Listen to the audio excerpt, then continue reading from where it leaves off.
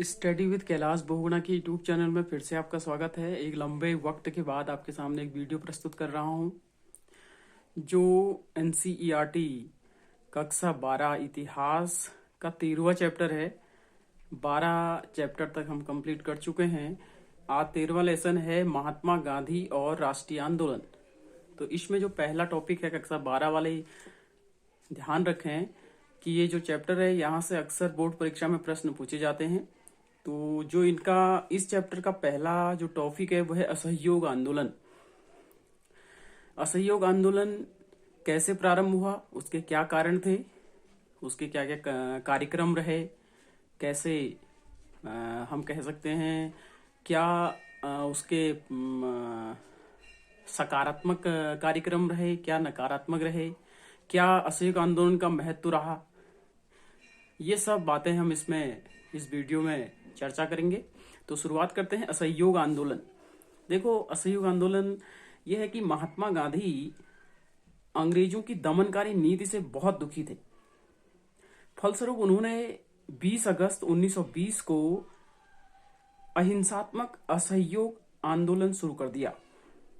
राजनीति के क्षेत्र में यह अहिंसात्मक आंदोलन महात्मा गांधी का अभिनव प्रयोग था।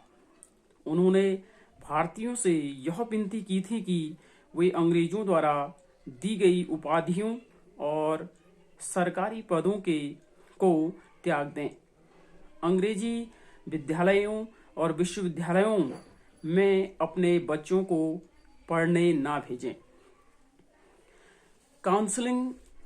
काउंसिल और स्थानीय संस्थाओं की सदस्यता त्याग दें, विदेशी वस्तुओं एवं न्यायालयों का बहिष्कार करें।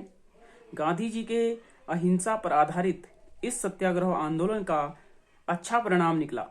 हजारों की संख्या में विद्यार्थियों ने विद्यालयों का परित्याग कर दिया और राष्ट्रीय विद्यापीठों की स्थापना की। लोग खद्दर एवं स्वदेशी वस्तुओं का उपयोग अधिक से अधिक करने लगे। अब आता है कि असहयोग आंदोलन की जो रचनात्मक बिंदु है, या हम कहें उन्होंने क्या क्या सकारात्मक चीजें अपनाई असहयोग आंदोलन में और क्या उन्होंने नकारात्मक चीजें अपनाई। महात्मा गांधी का मुख्य जो कारण था असहयोग आंदोलन का, उसमें बहुत सारे ऐसे फैक्ट थे जिससे वो असहयोग आंदोलन करने के लिए, नॉन कोऑपरेटिव मूवमेंट करने के लिए मजबूर हो गए, जो कि मैं इससे पहले भी आपको क्लास में बता चुका हूं। फिर भी मैंने समझा इस टॉपिक की शुरुआत में इस लेसन की शुरुआत इसी टॉपिक से करूं। तो असहयोग आंदोलन की जो रचनात्मक कार्यक्रम थे उसमें कुछ सकारात्मक थे। सकारात्मक में जैसे हम कह सकते हैं कि उन्होंने अपने विद्यालय खोले, अपने विश्वविद्यालयों की स्थापना की, स्वदेशी वस्तुओं का अपनाया। और नकारात्मक यदि हम कहें तो विदेशी वस्तुओं को जलाया जाना, विदेशी स्कूलों का बहिष्कार करना, अदालतों का बहिष्कार करना, ये सब उसके नकारात्मक पक्ष थे। तो हम थोड़ा उसके देख लेते हैं कि क्या क्या आपको वहां पर लिखना है। यदि ये प्रश्न वहां पर आपकी बोर्ड परीक्षा में आता है तो है कि सरकारी पदों और उपाधियों का बहिष्कार, विदेशी माल का बहिष्कार आदि कार्यक्रम असहयोग आंदोलन के विरोधात्मक कार्यक्रम थे। इसके अतिरिक्त गांधी जी ने असहयोग आंदोलन के रचनात्मक कार्यक्रमों की रूपरेखा भी प्रस्तुत की। इसमें पहला जो बिंदु उन्होंने बताया वो था 1 करोड़ रुपए का तिलक फंड स्थापित करना। दूसरा था 1 करोड़ स्वयं सेवकों की भर्ती करना। तीसरा था कि 20 लाख चरखों का वितरण करना। और चौथा था राष्ट्रीय शिक्षा की दिशा में राष्ट्रीय शिक्षा का प्रचार करना। इसके अलावा था स्वदेशी माल खरीदने पर बल देना। उसके अलावा था लोक अदालतों की स्थापना करना। अब तक ये असहयोग आंदोलन के क्या कारण रहे होंगे कि महात्मा गांधी को मजबूर होना पड़ा असहयोग आंदोलन करने के लिए। तो पहला जो कारण था वो था प्रथम विश्व युद्ध का परिणाम, जो कि मैं आपको क्लास में इसके बारे में थोड़ा बता चुका हूं कि उस समय भारत में जो गवर्नर जनरल था लॉर्ड हार्डिंग, उसने भारतीयों से स्नेह पूर्ण व्यवहार किया, जबकि इससे पहले जो लॉर्ड मिंटो था वो भारतीयों से ईर्ष्या करने लग गया, सांप्रदायिक प्रभाव उसने डाला, हिंदू मुस्लिम को आपस में बंटवा दिया था। ये मैं आपको बता चुका हूं वहां पर। लेकिन जैसे लॉर्ड हार्डिंग भारत का गवर्नर जनरल बनता है, वो भारतीयों से प्रेमपूर्ण व्यवहार करता है और भारतीयों को स्वशासन देने की इच्छा जताता है, जिससे महात्मा गांधी उसी समय भारत में आए होते हैं 1915 के करीब, और महात्मा गांधी हार्डिंग से बहुत प्रभावित हो जाते हैं और उन्होंने प्रथम विश्व युद्ध में भारतीय सेना अंग्रेजों को देना स्वीकार किया, और इसीलिए महात्मा गांधी को भारतीय सैनिकों का सार्जेंट भी कहा जाता है। ये बहुत सारी परीक्षाओं में पूछा गया है कि किसे भारतीय सैनिकों का सार्जेंट कहा गया है, सैनिकों को भर्ती करने वाला कहा गया है, तो महात्मा गांधी जी को कहा गया है, क्योंकि उन्होंने प्रथम विश्व युद्ध में अंग्रेजों को सहयोग किया था। और ये बहुत बड़ा फैक्ट था प्रथम विश्व युद्ध का परिणाम। तो दूसरा कारण था जनसाधारण की आर्थिक शोचनीय दशा। यहाँ पर अंग्रेजों ने अपनी सेना को अच्छी अच्छी भर्ती करने के लिए भारतीयों से कर लिए, जिससे उनकी आर्थिक दशा शोचनीय हो गई, जिससे कि वो आंदोलन करने के लिए बाध्य हो गए। ये भी एक फैक्ट था। तीसरा कारण था कि महामारी के परिणाम, महामारी उस समय फैल गई थी 1917 में प्लेग और महामारी फैल गई, जिससे लोगों के पास खाने पीने की सुविधाएं ना रही, जिससे जो जनता थी वो गांधी जी का सहयोग करने के लिए आगे आई, और उन्होंने महात्मा गांधी का असहयोग आंदोलन में बढ़ चढ़कर भाग लिया। अगला कारण था सरकार का दमन चक्र। जनता में असंतोष के कारण जो आंदोलन चल रहा था, सरकार ने उसे कुचलने की पूर्ण चेष्टा की थी। अगला पॉइंट आपने लिखना है, युद्ध के लिए धन एकत्रित करने की नीति। सरकार ने युद्ध के लिए धन तथा सेना में सिपाहियों की भर्ती करने के लिए जो नीति अपनाई थी वह अत्यंत दोषपूर्ण थी। लोगों से जबरदस्ती धन वसूला जाता था और बिना इच्छा के व्यक्तियों को सेना में भर्ती किया जाता था। ये भी एक फैक्ट था जिससे जो जनता थे वो गांधी जी के सपोर्ट में आई।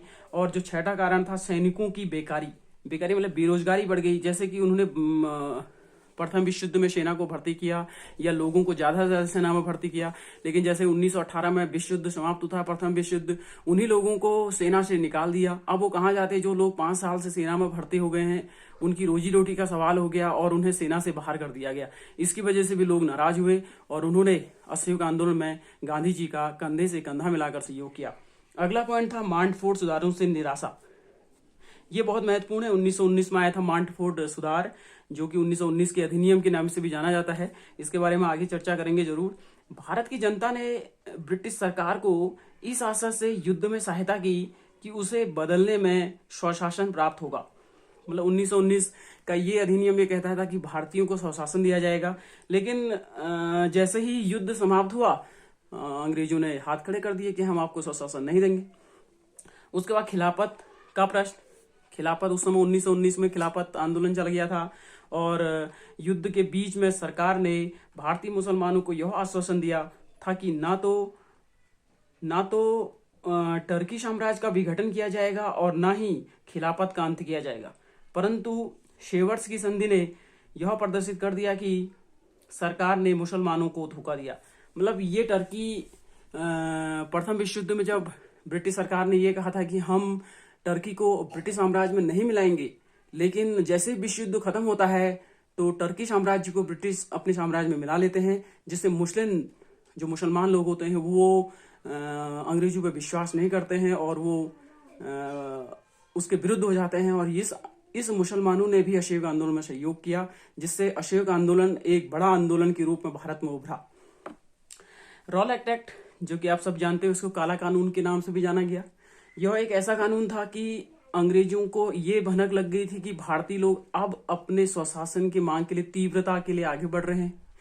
लेकिन अब क्या होता है कि जब लोग अपने स्वशासन की मांग करने लगे तो वो अंग्रेजों के विद्रोह करने लगे। अब अंग्रेजों ने विद्रोह को कुचलना था, तो उन्होंने बिना किसी चेतावनी के, जैसे ही मुझे शक हो रहा है अंग्रेजों को किसी व्यक्ति पे कि ये आंदोलन करने जा रहा है, तो उसे बिना किसी चेतावनी के गिरफ्तार करके जेल में डाल देना, ये काला कानून था।